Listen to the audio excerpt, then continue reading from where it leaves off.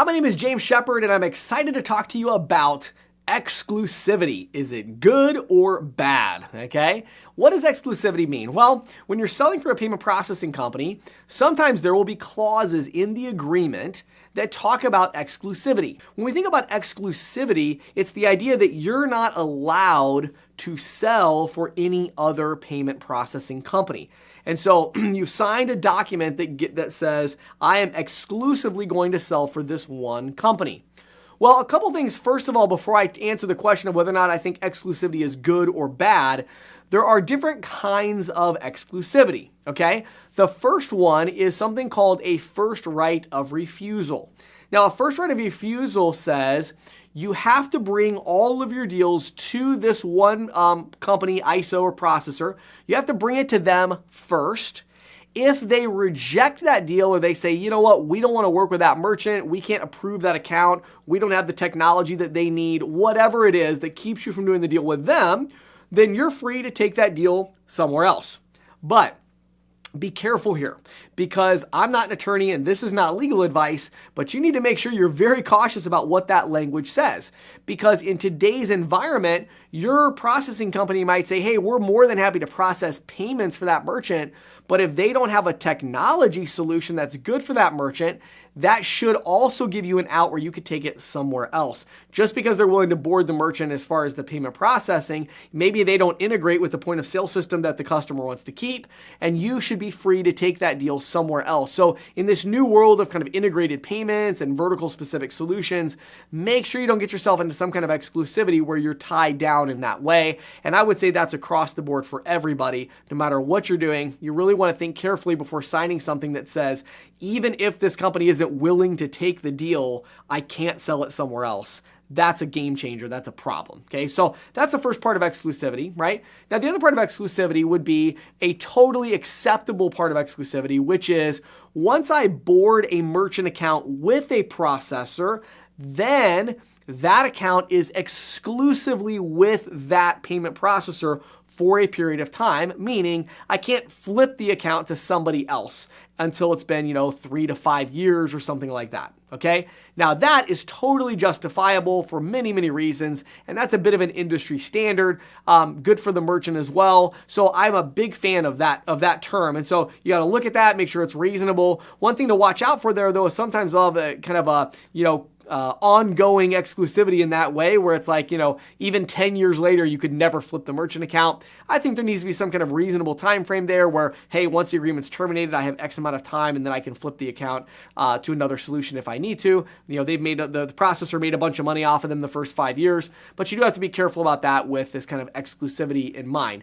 Now, the main exclusivity when we talk about that is the idea that says, as I'm selling, I am exclusively selling for one company. Now, I will tell you that there are two potential reasons why I think exclusivity can be acceptable and even good, and then a lot of reasons why it can be bad. And what I mean by that is there's different situations where exclusivity can be good. There's two of them that I like to talk about, and then there's a lot of reasons where it would be bad. Okay, so ready? Here we go. Number one, the first reason exclusivity can be good is if you are brand new to the business and you're signing an exclusive deal with a company for a predetermined amount of time because you need somebody to train you and mentor you and get you up and running in this business.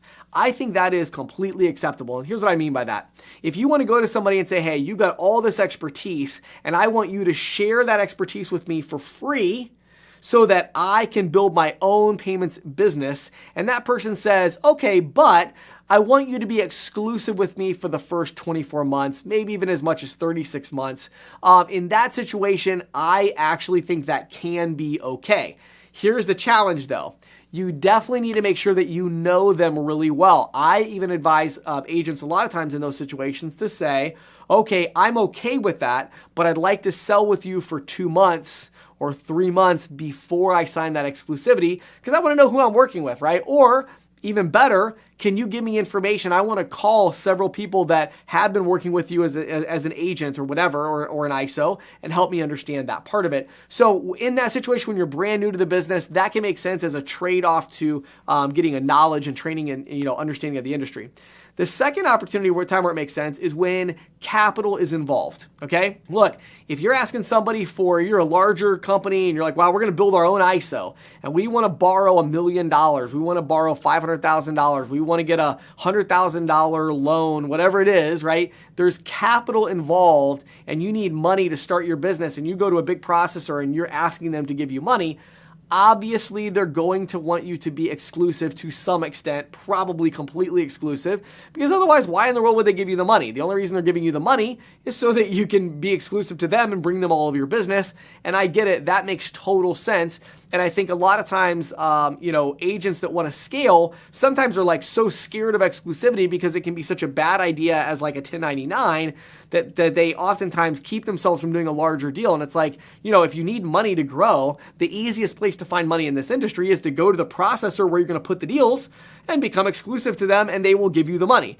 Again, same warning as at the other extreme, which is be careful, make sure this is the company you want to work with, right? I think it's a great idea in those situations to say, you know what, we do need the money, but we're not going to take the money now. We're going to sell 10 or 15 merchants with this company first, make sure they have a good customer experience, make sure they have the technology you want, all of that.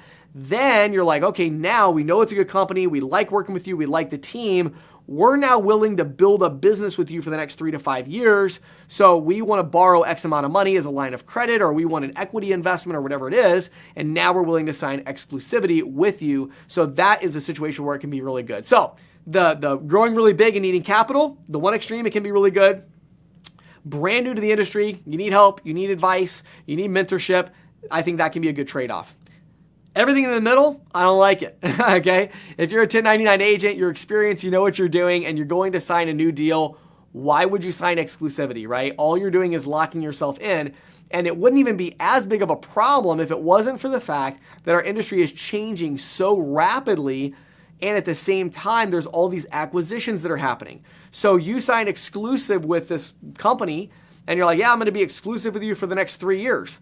Well, for all you know, 14 months later, they're going to sell to somebody else, and you may not like working with that company, and now you're exclusive, right? Or maybe you want to go in a different direction and you want to sell merchants a different type of solution, and it's something that they disagree with or they don't want to offer. Well, the industry is changing so rapidly. How do you even know if that partner is the right partner for you in 3 years? I mean, you don't even know what the industry is going to look like in 3 years. I don't know what's going to look like in 3 years. So, that's really, really damaging. So again, early, it can make a lot of sense. As you're growing big, it can make a lot of sense because there, you usually have a lot more control over what you're doing anyway. Normally, you're looking for a processor that's going to give you a really competitive Schedule A, a great split and everything, and you pretty much control the customer experience at that point. You're doing your own support, your own underwriting potentially, and all of that. And so at that point, it's not as concerning to get hooked into with one company, right? So that's exclusivity. I feel like brand new, it makes sense, can make sense for a trade-off if you're going to really get mentoring and training and all that. When you're trying to grow really big, it makes sense to get outside capital, and everything in the middle, be careful and stay away. Now, if you want to understand margin, you want to understand payments even better, head over to getisoamp.com, getisoamp.com. We are the leader in full service statement analysis. We will help you understand the industry because every time you load a statement into our system, we are going to help you to see your margin, understand your profit. We even give you full access for all of your agents to come in and be able to use the tool as well, saving you an enormous amount of time and training as you scale. My name is James Shepard. Thanks for watching this video.